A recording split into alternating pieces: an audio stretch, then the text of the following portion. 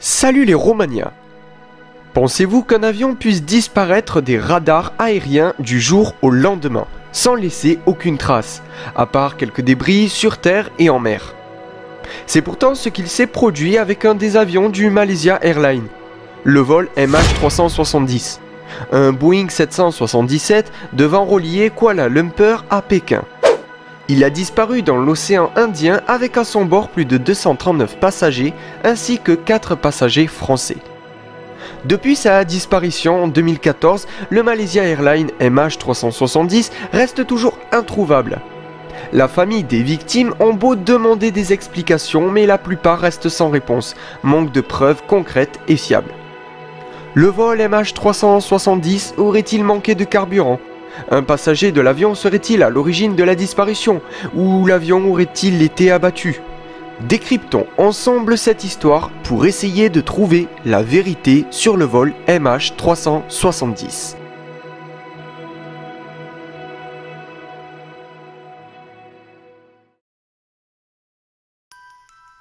Pour comprendre le drame MH370, il faut remonter au samedi 8 mars 2014, où 239 passagers ainsi que 4 Français embarquent pour un vol reliant Kuala Lumpur à Pékin. J'ai fait quelques recherches sur internet pour comprendre en détail ce qu'il s'était passé dans cet avion heure par heure, pour observer les différents problèmes au cours de ce vol. Je me suis alors penché sur un tableau listant les différents temps écoulés en minutes et en heures dans l'avion.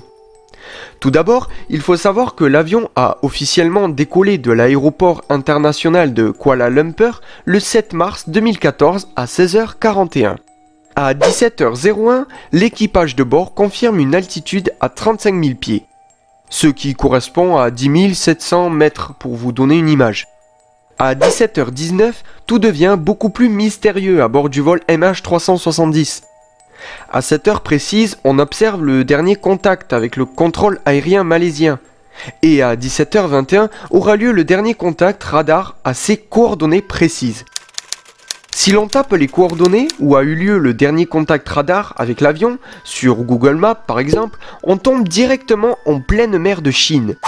Cependant, tout cela ne s'arrête pas là. À 17h22, le transpondeur de l'avion est coupé. Et à 17h30, une tentative de contact est faite, mais aucune réponse n'est émise de la part du vol MH370. Enfin, à 18h15, le dernier contact entre les radars militaires malaisiens et l'avion eut lieu. Le vol MH370 de la Malaysia Airlines devait théoriquement atterrir à Pékin aux alentours de 22h30. Cependant, plus d'une heure passe et l'avion n'est toujours pas atterri. La Malaysia Airlines attend encore un peu en se disant que l'avion aurait peut-être un peu de retard. Cependant, à 23h24 et plus de 2 heures après, la Malaysia Airlines décide d'annoncer l'absence de l'avion aux médias. Quelques heures plus tard, le Malaysia Airlines MH370 est officiellement porté disparu.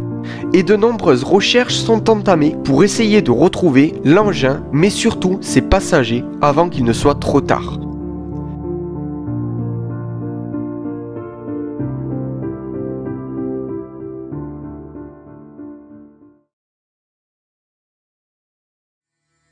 Les recherches commencent tout d'abord en mer de Chine, où le contact a été perdu. Plusieurs débris et de nombreuses traînées de carburant inconnus sont retrouvés dans cette zone le 8 mars. Les premiers débris retrouvés semblent coïncider avec l'hypothèse que l'avion aurait été détruit peu avant son décollage. Cependant, ne vous fiez pas à cela car non, ces débris n'appartenaient finalement pas à l'avion disparu. Le 9 mars, diverses recherches et analyses via les données des radars malaisiens semblent indiquer que l'avion aurait tenté de faire un demi-tour. Mais les enquêteurs ne reprennent pas ces éléments car ils ne sont pas assez fiables et concrets. Le 12 mars, grâce aux différents radars sous-marins, la Chine annonce avoir détecté sur une image 3 objets flottants groupés dans la zone de dernier contact avec l'avion. Le 15 mars, selon de nombreuses recherches effectuées, le ministre malaisien annonce que l'avion a bel et bien changé de trajectoire. Et ce qui est encore plus troublant est que l'avion aurait continué à voler pendant plus de 6 heures après avoir disparu des écrans radars. Nous explorons tous les aspects de ce qui aurait pu se passer avec cet avion? Les enquêteurs se penchent alors sur l'hypothèse d'un potentiel détournement de l'appareil, et peut-être même d'un acte terroriste. De nombreuses recherches ont également été faites dans l'océan Indien, où de nombreux objets flottants ont été repérés. Cependant, l'avion n'a pas été retrouvé pour autant.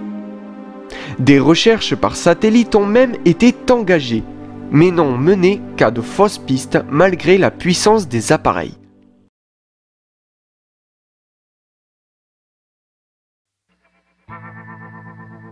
Quelques années après, et plus précisément le 29 juillet 2015, de nombreux débris sont retrouvés sur la plage de Saint-André à La Réunion.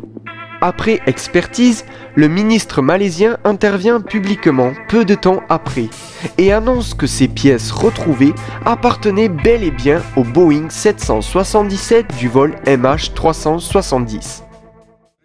L'avion transportait de petites batteries au lithium, pas de grosses batteries. Et tout ça était bien conditionné.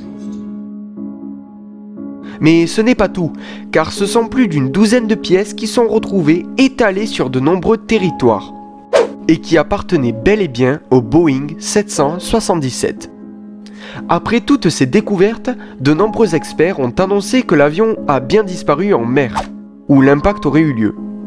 Enfin, il reste encore quelques pistes à éclaircir. Diverses hypothèses sont données. L'hypothèse d'un incident technique, l'hypothèse d'un acte terroriste, l'hypothèse d'un détournement, l'hypothèse d'un crash volontaire ou encore l'hypothèse de la construction de l'avion. Effectivement, divers incidents techniques avaient été observés dans l'avion, notamment de nombreuses coupures électriques qui auraient très bien pu déclencher un incendie à bord de l'avion. De plus, l'acte terroriste est possible, d'autant plus qu'un attentat avait eu lieu dans une gare de Chine le 1er mars 2014. En plus, selon certains experts, l'avion aurait été piraté par des terroristes et alors dévié pour peut-être ensuite être abattu par un missile. Ou encore que ce serait la CIA qui serait à l'origine de la tragédie. Mais ces hypothèses n'ont finalement pas été retenues. L'hypothèse d'un détournement n'est pas exclue. Selon certains, l'avion aurait été piloté et les pertes de contact auraient été volontaires. Le détournement aurait alors échoué et l'avion se serait écrasé. L'hypothèse d'un crash volontaire n'est également pas à exclure. La taille de l'érosion de l'aileron du Boeing retrouvé sur la plage de La Réunion en 2015 est due à un crash volontaire selon un expert d'accident d'avion. L'avion aurait été piloté jusqu'à sa chute dans l'eau. La force de l'eau aurait été vraiment forte. L'avion aurait été détruit en 1000 morceaux. Enfin, certains pensent que la construction de l'avion aurait connu de nombreux problèmes, ce qui pourrait expliquer le crash. Mais bien entendu, cette hypothèse est encore très faible. Le Boeing 777 du vol MH370 aurait-il connu un incident technique, un attentat, un détournement ou encore un crash volontaire?